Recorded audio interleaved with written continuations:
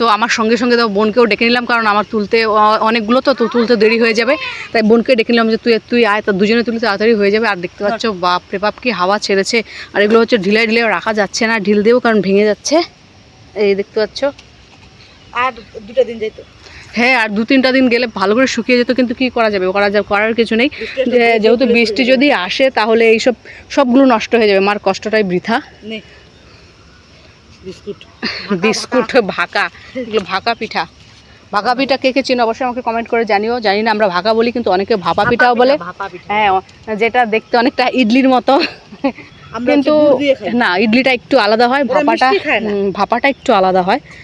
লবণ খায়, পাতলা করে চালের গুঁড়া দিয়ে। তো যাই হোক, আর আমার এখানে দেখতে পাচ্ছ আমার ছেলেও চলে এসছে সঙ্গে সঙ্গে কাজ করার জন্য চলে এসছে। ডন দাঁড়িয়ে আছে কেমন করে, বাপরে।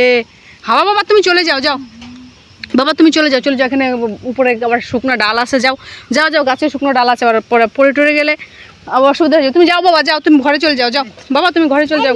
এটা কি মার হাতে লাগে নাই দেওয়ার সময়? কি জানি ওইভাবেই দিচ্ছে, লাগলো ঠিকই, বুঝতে পারি নাই।